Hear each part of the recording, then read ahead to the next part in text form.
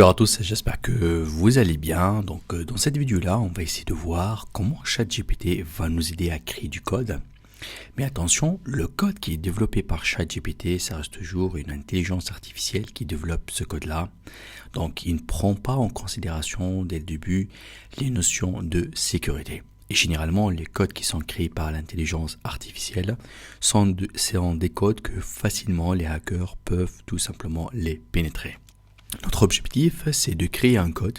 Par la suite, on va le tester. Vous allez voir que c'est un code qui fonctionne très bien, que je peux bien sûr le personnaliser, faire des interfaces, faire tout ce que je veux et créer n'importe quelle application aujourd'hui avec ChatGPT, surtout lorsqu'on travaille avec certains langages.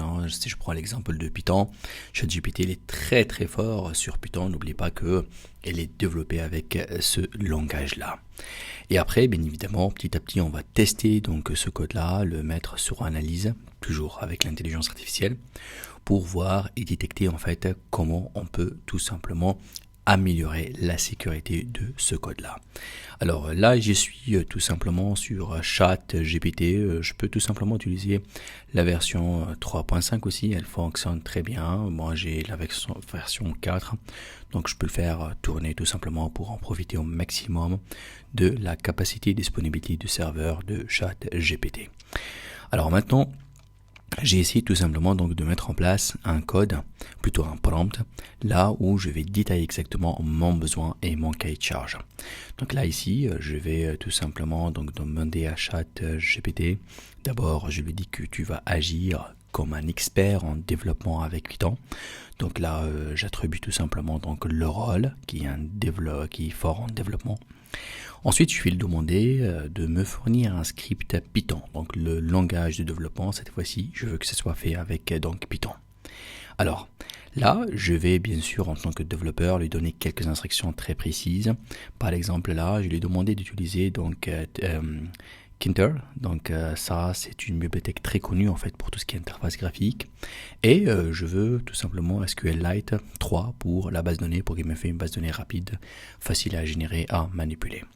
Par la suite là, donc j'ai mis en place tout simplement les fonctionnalités. Je vais faire une interface d'inscription, de connexion, d'upload de CV et de lettres de motivation. Imaginez que ce code-là, je vais le placer dans mon application, bien dans mon site, pour collecter tous les CV ou lettres de motivation par rapport à une offre spécifique. Ensuite, les fichiers uploadés, donc je veux qu'ils vont être copiés tout simplement dans le répertoire d'exécution de code. Et là, je veux que tout simplement, donc je fais ce qu'on appelle des mises à jour des schémas de fichiers dans la table SQLite et que j'affiche le message de confirmation après l'upload pour être sûr que il a pris en considération. Et là, à la fin, je lui demande tout simplement d'inclure tout simplement des commentaires pour bien faire la lecture de mon code. C'est parti, vous allez voir en quelques secondes. Là, il va faire un récap. Là, il va me dire les fonctionnalités de base par rapport donc à mon code, qui va faire la création tout seul de la base de données, qui va créer l'interface, qui va uploader les fichiers, faire la mise à jour de la base, parce que toutes les informations de connexion de l'utilisateur, comme la création de son compte, son login et son mot de passe. Et vous allez voir que là ici, il est en train donc tout simplement de faire appel donc à l'analyse pour faire la génération de ce code-là. Comme vous le voyez, donc là, c'est son point fort, la création de code avec Python. C'est ce que donc ChatGPT maîtrise au parfait. Et voilà, donc mon code vient d'être généré. Donc comme on voit ici, bien sûr, il va faire appel donc tout simplement au package nécessaire pour la création d'interface, les bases de données. Et là, donc il va commencer d'abord à faire la création de sa base de données. Ensuite, donc dans mon système, une fois qu'il crée la création de la base, il ajoute en fait donc les tables nécessaires avec les champs. Par la suite, là, il prépare en fait la fonction d'inscription d'un nouveau utilisateur. Et à chaque fois, qu'un nouveau utilisateur est inscrit, il va recevoir un message, si l'inscription elle est faite correctement ou pas, les informations vont être enregistrées dans la base. Là, c'est la fonction pour la connexion, donc il va tester sur le user et le mot de passe.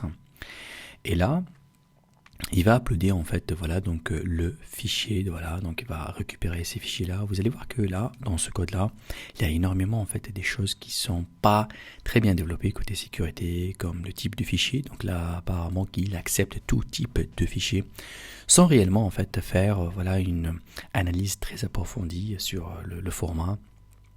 Et ça, bien évidemment, ça permet d'avoir des failles. Là, il prépare son interface. Et là, il fait donc les boutons, voilà, les cadres d'interface, le cadre de l'upload. Et voilà. Et après, donc, il fait donc l'initialisation de sa base de données. Alors, ça, c'est le code en fait qui vient d'être écrit. Je vais faire quoi? Je vais essayer tout simplement de tester mon code. Donc là, juste, donc, je me connecte sur mon environnement. Et voilà, tout simplement, donc j'ai copié-collé en fait ce code-là et je l'ai installé ici dans un fichier, voilà, bidon. Et je vais ici à distance, tout simplement de faire exécuter en fait ce fichier-là en question ici dans mon terminal. Donc là, je colle et je clique sur OK.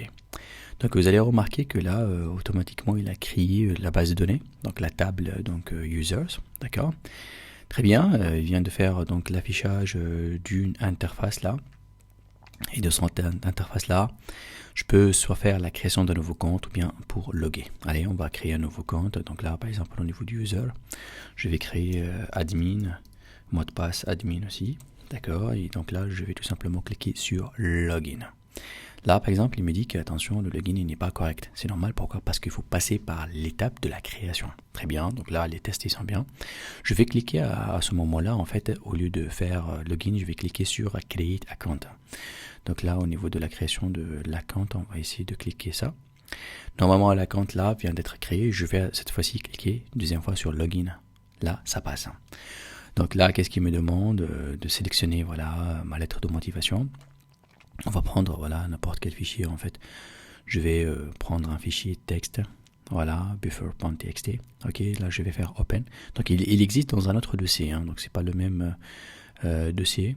Donc là où c'est exécuté, moi je lui demandais en fait lorsque j'upload ce fichier là, il doit être affiché ici. Donc là je clique sur open.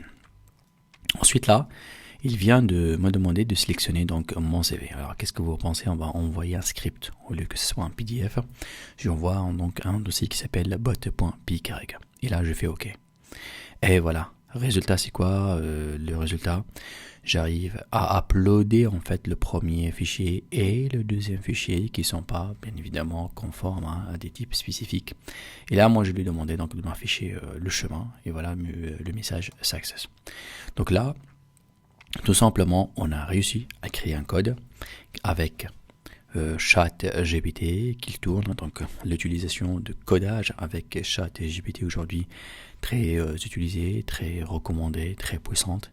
Mais bien évidemment, il fallait bien travailler sur la sécurité de ces datas-là. Il faut vraiment poser les bons prompts pour pouvoir tout simplement avoir un code qui est sécurisé. Parce que ce code-là, il fonctionne très bien, mais est-ce qu'il est sécurisé ou pas? Ça, c'est une très bonne question qu'il fallait bien évidemment la mettre en analyse pour découvrir les failles de sécurité sur ChatGPT.